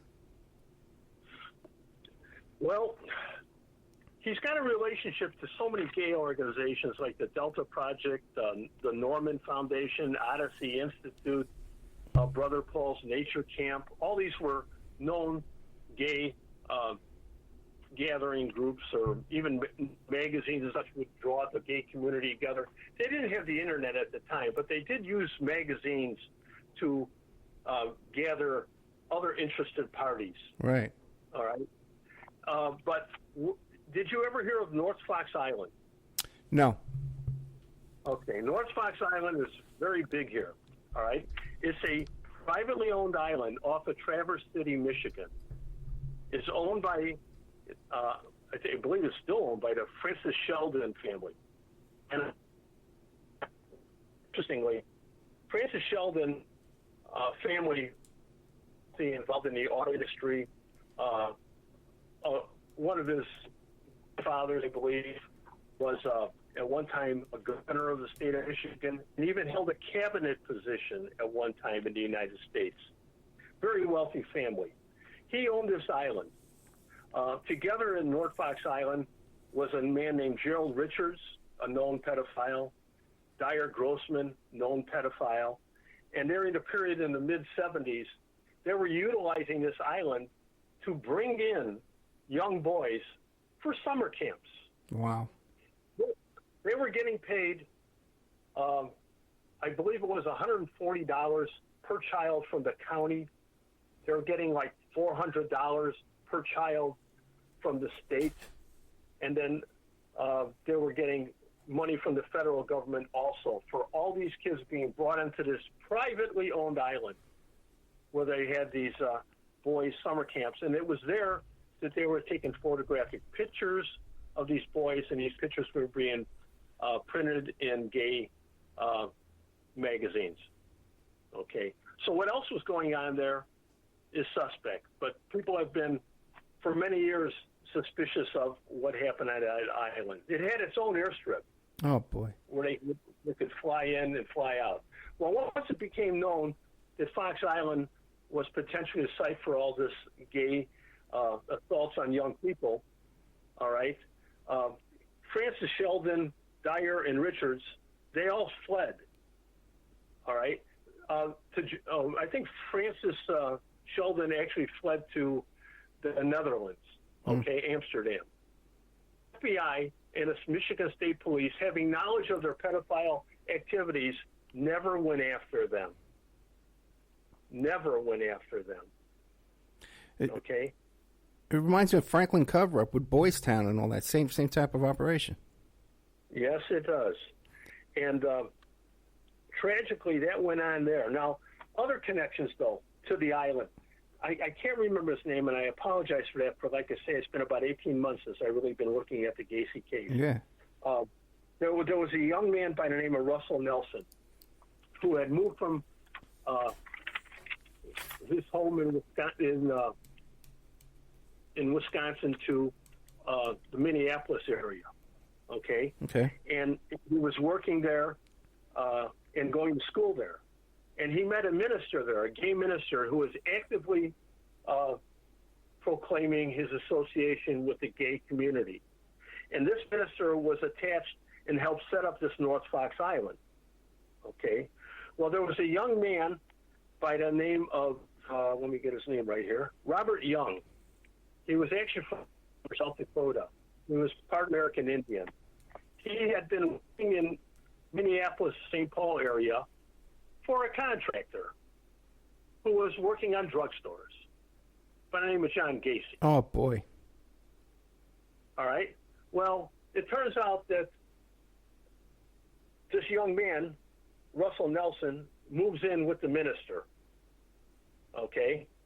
And he's living with the minister, but after some time, he also has his association with Robert Young, and he comes home and tells Mom, we're going to Chicago.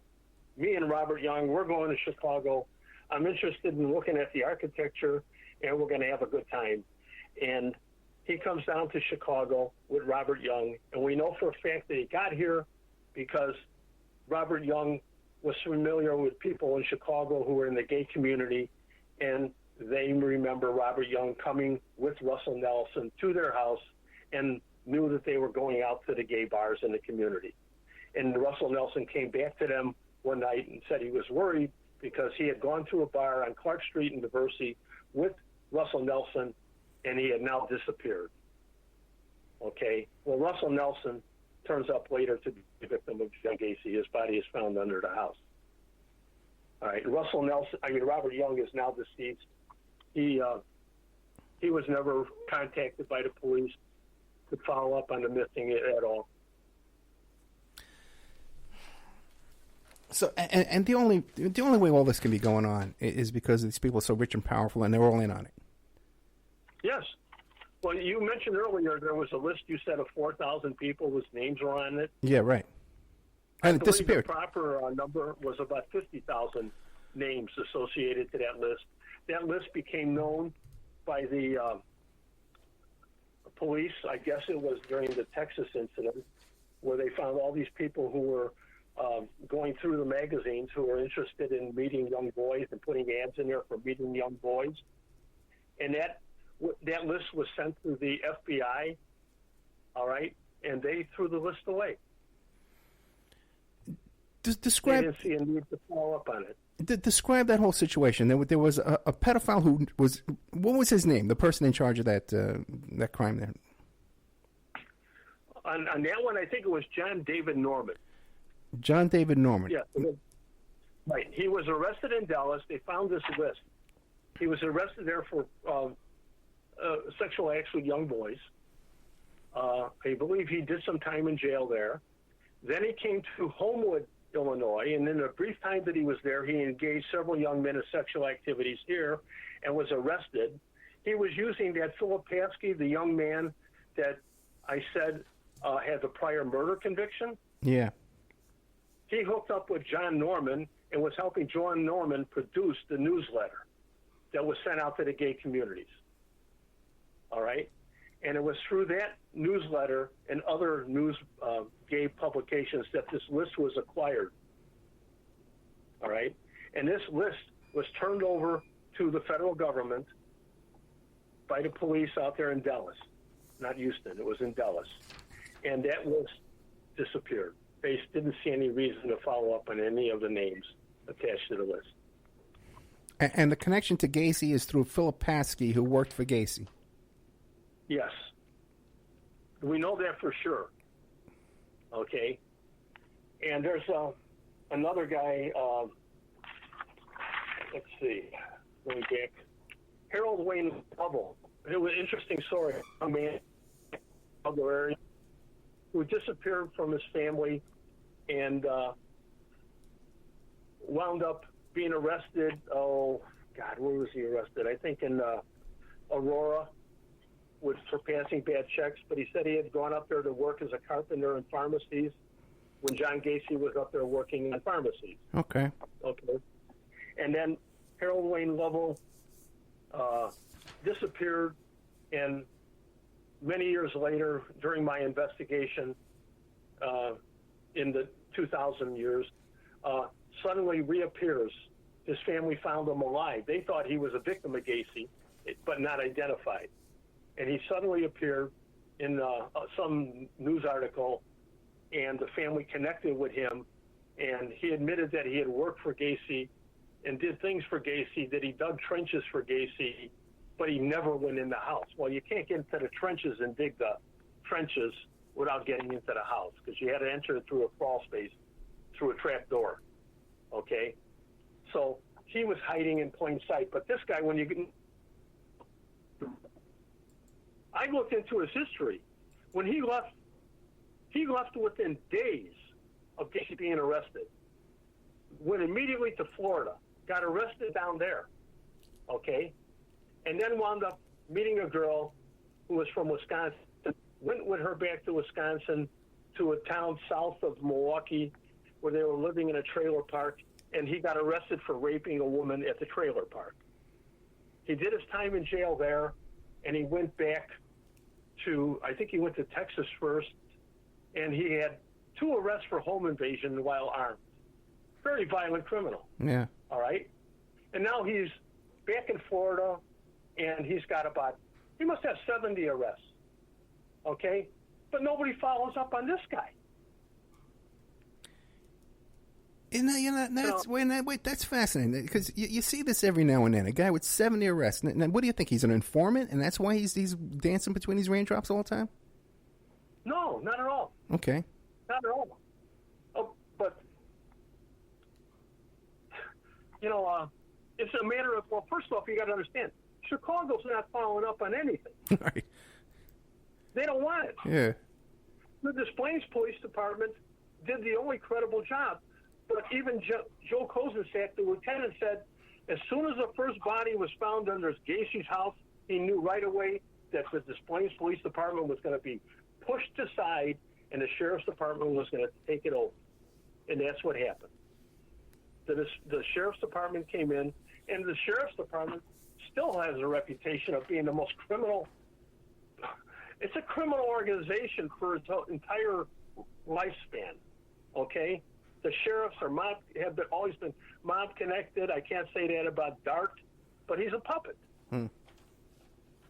Nobody goes where you don't want them to go, all right? And they, too, they're done with the case. They don't want to go back there. Nobody wants to dig up a property. Nobody wants to find more bodies. Nobody wants to answer the questions. So that's why it's not done. You hear these other stories about Gacey's connections, like he was connected to Richard Daley. Is that true? I don't think so. Okay. You know, Gacey was somewhat of a talker. He bragged a lot, you know, but I don't think so. He claimed to be a hitman at times and so forth and so on. He was a wannabe politician with a criminal background. I mean, here he was at a young age. He went to jail in Iowa for sexual assault of another young man who happened to be politically connected. All right? But what do you learn when you're in jail? You know, what you did wrong, you let your victim live. That's what you did wrong. If he's dead, he can't hurt you. So when Gacey comes out and comes back to Chicago on parole, he sets up a business, and he's trying to build a credible reputation. He's meeting politicians. This I got to tell you. Okay. This is good. This just brings this up. Gacey would throw humongous parties, social events, 150, 200 people. Politicians would come here, Ed. They would go to these parties. All right? Okay. There was a young man that worked for Gacey periodically who lived near Taft High School. I don't remember his name right now, but I've met with him several times. All right? This young man, when I met with him, told me, he says, yeah, I worked with Gacey. When we went around, I did work with him. He was kind of strange, this and that, and so forth. But what intrigued me was Gacey knew he had this interest in photography. He would bring this young man to these parties to specifically take photos of the parties and the people who are there. And he would bring them to the events where he was dressed as a clown, opening an ice cream store. And he would take the photos. Okay? Well, when Gacey gets arrested and all the bodies are being found, this young man is now maybe 19 or 20 at the time. He says, you know, I got all these photos. You know, maybe I can make a little money with this. So he went to either, and I can't remember exactly, it was either times. And one of those newspapers bought like two photos. You've probably seen it. It's one of him in the clown costume holding balloons. Right. Okay? That's one of the photos that this kid took. Well, anyway, the Tribune or Sun-Times, they bought these two photos, and they published at least one of them in the newspaper. And it was in the newspaper, and the very next day, the kid says, now this is very years later when I'm talking to him now. Well, he's not a kid anymore. Right. He says, at his door is a man named Terry Sullivan. Terry Sullivan is the state's attorney that's working on the Gacey prosecution case. And he's there because he learned of the photo in the paper. And he tells the kid that these photos could be evidence, and he wants to know if he has these photos. So the kid says, yes, I do. He says, well, you have to give them to me. They are evidence. So the kid turns over the photos to him, but he has them sign a receipt, he says. Okay. Okay. All right. So Sullivan walks off with the photos, and the kid never mentions or thinks anything of it except I did the right thing, I turned over the photos. Well, here's the thing that's wrong with this, Ed. If you're the state's attorney in Cook County and you're charged with the prosecution of a murder case like you get maybe, I don't know, 100 Cook County state's attorney investigators. Yeah, right. That's their job to go out and interview people and pick up photos and other evidence. The reason you don't want Terry Sullivan to go do it is because he's prosecuting the case. He can't be a witness and the prosecutor. Exactly, right. Right. So he should not be there on his own to pick up photos. Right. But you know what? Those photos don't exist anymore. They were never brought into evidence. So the people that were at those parties, politically connected people that were associates of Gacey, none of them wanted to now be known as knowing John Gacey. So the kid... So a political move is made to protect again. The kid, does you remember any of the names of people at the parties?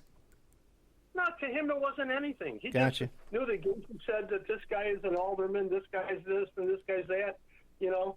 But he's an 18, 19-year-old kid at the time. He doesn't care. Right. You know.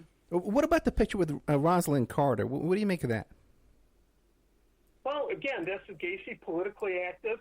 He had worked his way into being involved in the Polish Day Parade, okay, and was helping to form the parade up.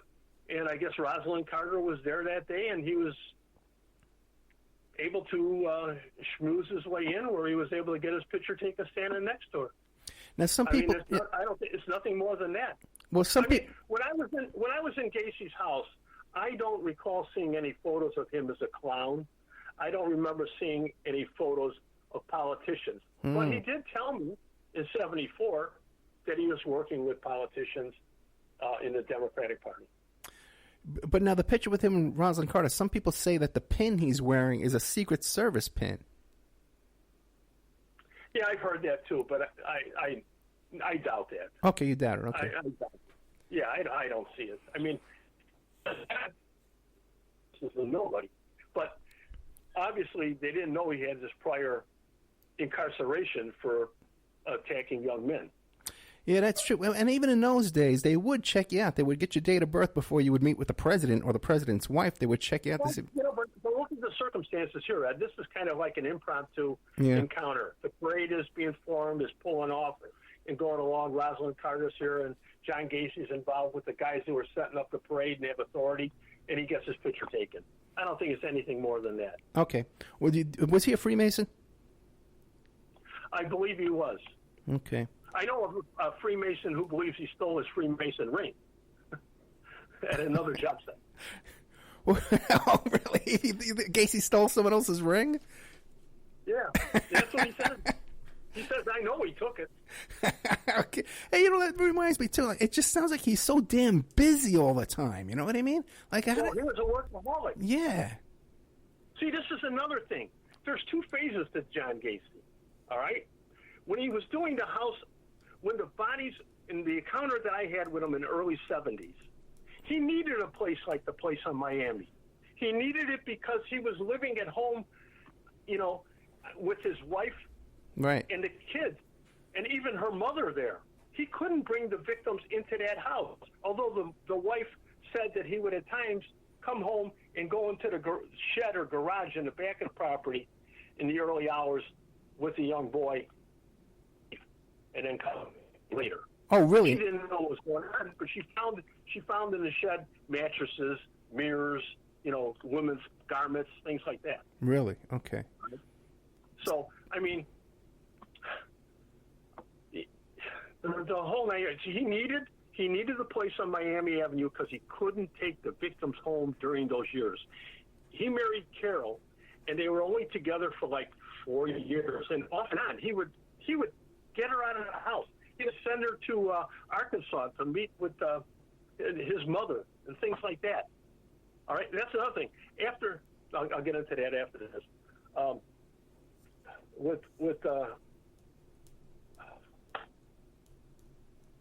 I'm losing it here again. The thought of this.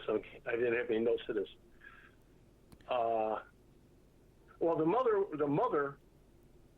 In the building on Miami Avenue. Okay. I'm getting off of where I was because I can't remember where I was. That happens. Sorry, Wait, but you knowledge about Gacey in my head. You were saying something about anyway, the mother in Arkansas. Yeah, he would force her out of the house. You know, tell her to take a trip, and I believe that he was using it. He could bring victim into the house. Right. Okay. All right, but he divorced her in '76. I had been there in '74. She was there. The kids were there. All right. But in '76, he divorced her. Now he's got this opportunity now to use the house. He didn't have that before. Those holes in Miami Avenue were being pre-dug. All right?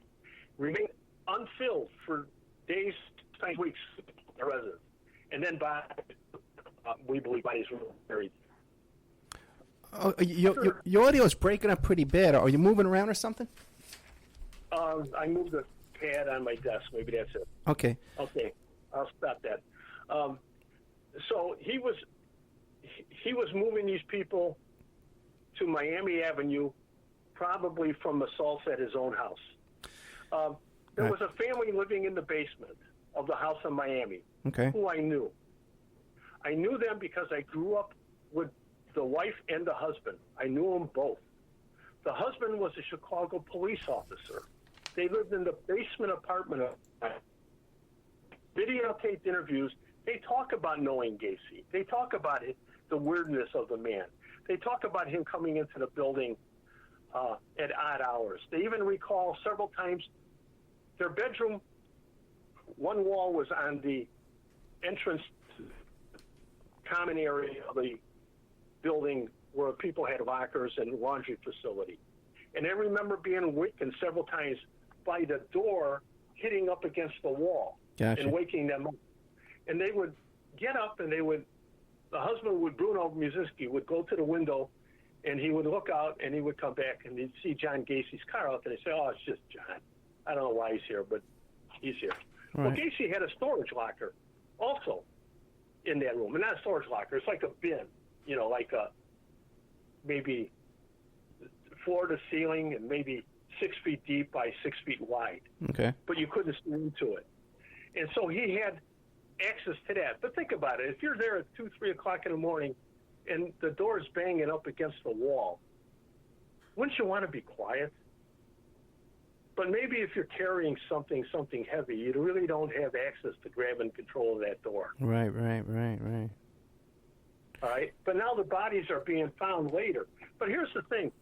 They told the police about this later when I introduced them. They didn't care. Yeah. They didn't care. And also, other people in the building also said the same thing about Gacey. Let me ask you this, because we're running out of time. Now, when Gacey's in prison, he's convicted, he's in prison, does he make any kind of confessions or any kind of statements that would allude to any of this? Oh, he asked why wasn't, when he was in the Des Plaines Police Department, it's in Joe Kozensak's book. The title of the book is The Chicago Killer. Right. It's about the Des Plaines investigation. He says that when Gacey was brought in, after they had arrested him and brought him in after the first body was found, he asked, are Rossi and Cram here too? Because they're involved. He says Cram also dug most of the ditches in the trenches underneath the crawl space. The Rossi did it. All right? So, I mean,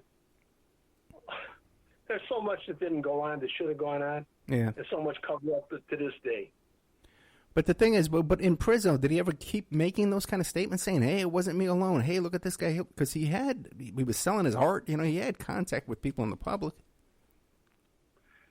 Well, yeah, he didn't, I often thought, because of my curiosity and suspicion about that, when he was in custody, waiting in the penitentiary for his execution, I had thoughts about, should I go down there and talk to John? I'm sure he talked to me because he would remember that association we had. But, then it would always follow with the thought, what if I go down there and I say to John, this is an opportunity for you to save yourself. You can save yourself from the execution. If I believe that there's bodies on Miami Avenue, if there are bodies on Miami Avenue, tell me. Yeah. Tell me. I'll take it to the authorities. And you know what's going to happen, John? You're not going to get executed. They got to open up a whole new investigation. But I thought, do I really want to have that responsibility of saving this man who deserved death? I fully believe that this man deserved what he got. And I knew that if I went down there and he said, yeah, Bill, there's bodies there, I'm saving this guy's life. Yeah, but the thing is, too, is there's so many other people have gotten away with it. If there's so many other people, this island, you tell me Fox Island and all this other stuff going on. You know what I mean? You could have... Yeah, but I didn't know that at the time. Yeah, right. That wasn't until years later when I decided to look into it again after a meeting with Marino and saying, if they're doing this to here, what else am I missing? Yeah. So all that time Gacey was in prison, he never made a statement saying, hey, there was a bunch of people involved, and just only that one time when they first arrested him. No, he made statements about Cram and Rossi. In prison later on? Yeah. Okay, but those are the only other people he ever mentioned? Yes. Okay. Oh, boy.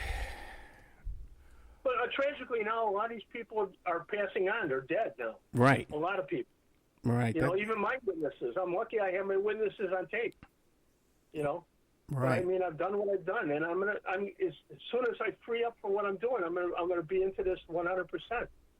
Because I gotta tell this story. I don't keep any of my files in my property. I don't keep them here because I don't trust the city of Chicago, the Cook County Sheriff's Department, and the state's attorney. I don't keep them here. Yeah, I can understand that. I've had enough death threats already from my activity with the Guevara cases.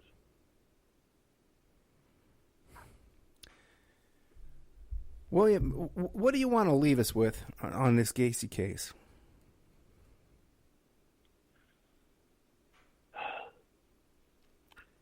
I sometimes wonder, why am I doing it myself? Yeah. Okay.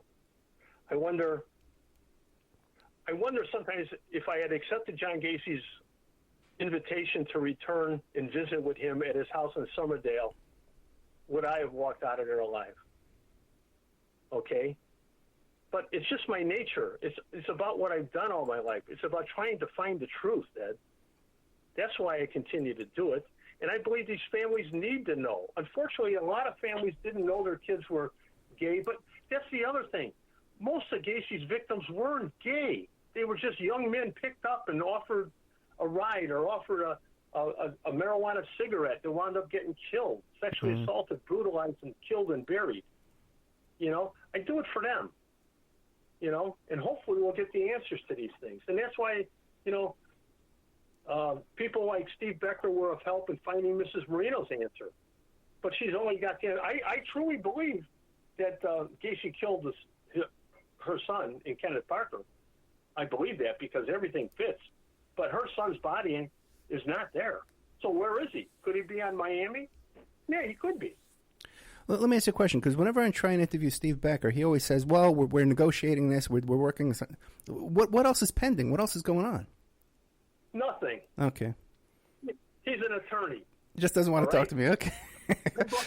I brought him into the case and asked his help to do it pro bono, no cost to Mrs. Marino, and he did a great job and got the answers for it. But he sees a story here, okay? So he's not her attorney for life. He's not representing her for life. I'll bet you he's never talked to her in 5-6 years. Okay. You know, I don't know. But he still claims he's working for her. Oh, okay. I got you. So, but that's where it ends. Well, at least he got you to me. He got me to you, so I'm happy with that. He did his. I'll tell you. Yeah. Like I said, the last guy that came to my house was here for a total of 63 hours over more than a week. No, I believe it. He kept coming back. Yeah, this is blockbuster information. This is great stuff. Now, if people want to get a hold of you, they want to get a hold of William Dorsch. How do they get a hold of you? Well, you can go to my email, pidor44@att.net, or just Google my name or NLIS Investigations, and you'll find me. Yeah, that's like I said, I haven't put my webpage up anymore because I don't really have a need to. I got more work than I need right now. Yeah, that's very true. If you Google William Dorsch, Dorsch, many hits come up. You can find him right away. Mr. Dorsch, thank you so much. You know, if anything new comes up, give me a call. Okay, we'll put you on air right away. But there'll be more breaking news on other cases before we get into Gacey. But Gacey's going to get done. I've got too much written already and too much gathered. It's just only putting it together in a format now that I can. I guess I'm going to have to tell the story. Yeah. It's like I told Larry Potash from WGN. At least at Miami and that building on Miami, I've marked that property like the pyramids. Yeah. Okay. Forever, that property will be known for what I did. And hopefully we'll get the answer one day. Thank you so much. Okay, we're out of time. Thank you. Right. Good night, sir. Thanks. Whoa, incredible stuff there. Great stuff. Thank you so much. William Dorsch. Great information. We'll be right back after these messages. A little wrap-up for you. Man, William Dorsch, my God. The guy's really doing some work there. And now a word from our sponsors. Check out CartKing.com, 877-986-7771.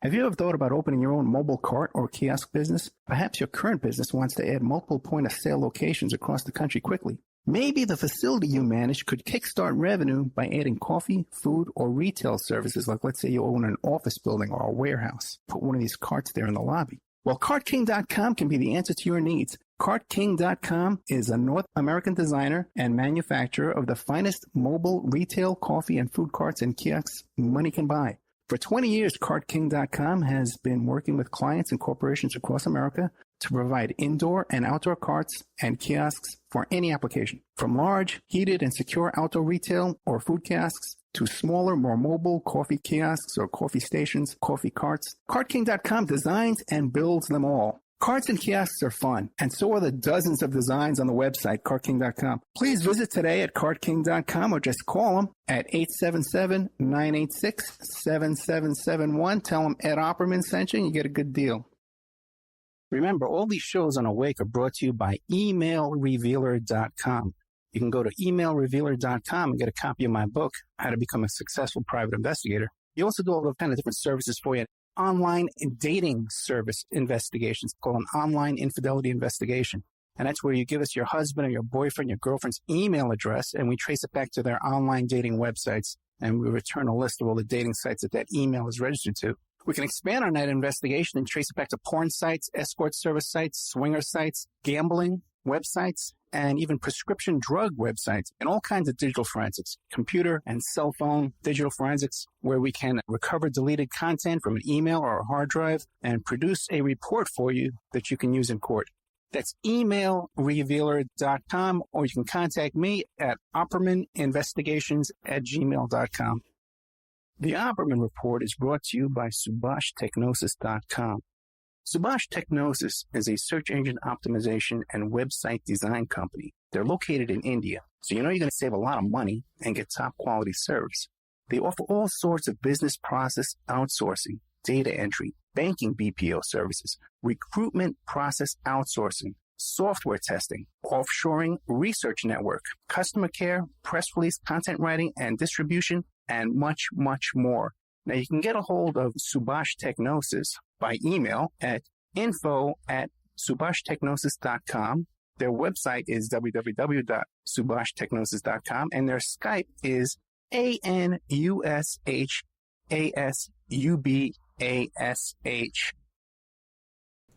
Okay, welcome back to the Opperman Report. I want to thank William Dorsch, William Dorsch, DORSCH from NLIS Investigations, but his life's work there on the Gacey case. These guys have really pulled up some great work there. If you like today's show, check out OppermanReport.com.